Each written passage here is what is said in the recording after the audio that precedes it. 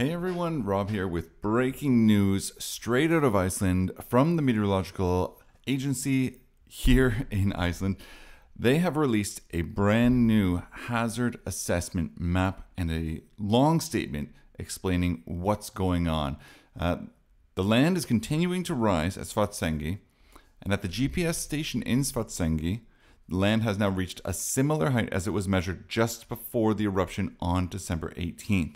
The rate of this since December 18th has remained fairly constant, which is different from the situation before the last eruption, when it was slowing down in the weeks before the eruption. However, they say that it is difficult to say that all of this uprising, slowing down in the run up to the next eruption needs to happen. But in the case of eruptions that have occurred on the Reykjanes Peninsula in recent years, it's used to this kind of situation where it slows down a little bit. However, there is uncertainty about how much magma pressure has to build up before magma starts to reach the surface. This is now not accompanied by as much seismic activity as before.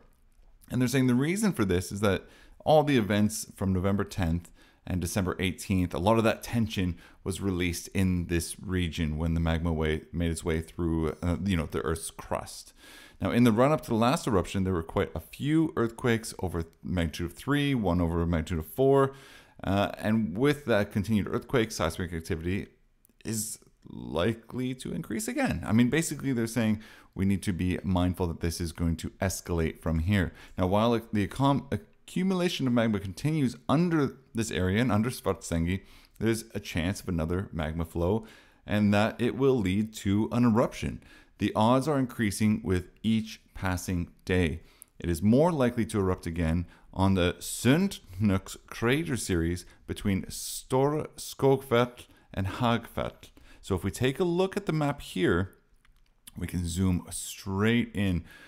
We can see there's Hagfell here, and if we go up, we can see at the top here is Stora Skogfell. So it's a bit harder to see, but is this area here, which is quite large. We also have the Blue Lagoon just to the left of this. Now, it's important to recall, they say, that the magma flow does not always end in eruption, as is the case in the activity that's been seen previously at Fagrasfell. Now, the Meteorological Agency, they published this updated risk assessment map based on the combined interpretation of data at a scientific consultation meeting held earlier this morning.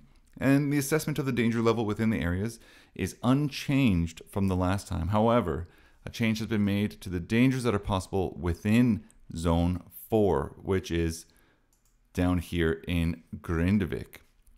There have been added dangers due to possible lava flow and gas contamination. Now, the reason for the changes is the increased probability of a volcanic eruption just north of Grindavik.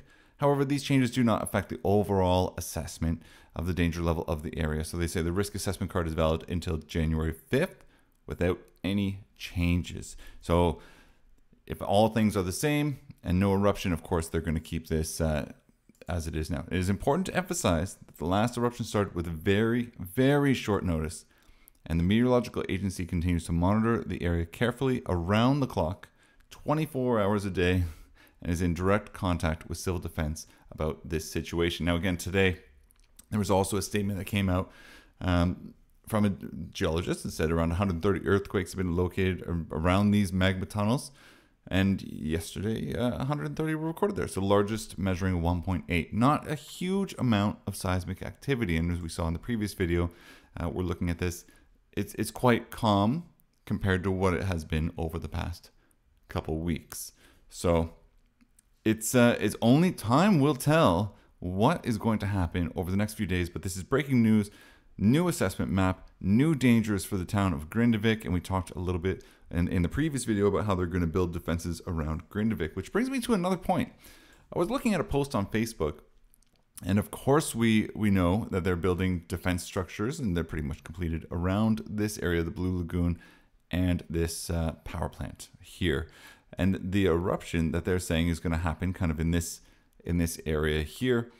One person pointed out, they said, okay, if this barrier does stop the lava from flowing down in this area, down into here, what's the next logical path? Does it then flow more easily down towards Grindavik.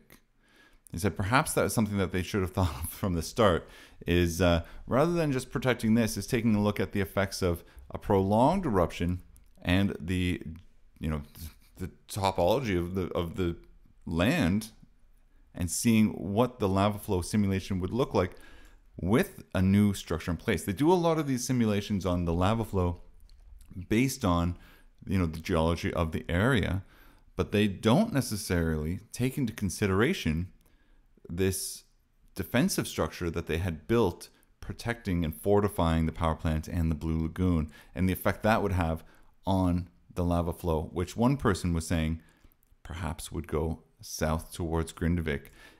And that's still the case by the looks of it. Someone can perhaps know a little bit more about the geography, but if it erupts at Hagfeld, as is quite a possibility, as they're saying, it looks very easily able to go down this path here, and then you're in Grindavik instantly. If they build some defensive structures here that might push it off to the sea and block off the roads. But it's going to be very interesting to see what happens, again, based on this new assessment map and the report coming out that the land rise is now just at the same height, similar height as is quoted, as it was before the eruption on December 18th. But again, they do say that the seismic activity is still quite low compared to what it was. But there it is, breaking news. Thought I'd bring it to you right away. This was all coming out just about 15-20 minutes ago. Increased danger in Grindavik. All the other stuff has remained the same, with zones 2 and 3 being, of course, the most dangerous, because that's where the eruption is most likely to occur, based on the science behind it. So that's everything. That's the new update. I will definitely keep you posted if anything comes up. Let me know your thoughts. And if you do know geography and a little bit of the geology, a little bit more than me, you can take a look at this site, or there's various other ones. Map.is is how you look at this one. And let me know your thoughts. If it was an eruption in this area, would it flow more easily down because of the barriers? And then another question, of course, is who's responsible if because of the barriers the town is destroyed? Would that be the person in the government that built the barrier? Would it be on them saying, hey, if you didn't build this, then all of these towns would be okay? Something to think about. Just something I saw posted online. Someone was posting a discussion about that. So thank you so much. And again, put everything in the comments if I have missed anything. And until next time, thanks so much.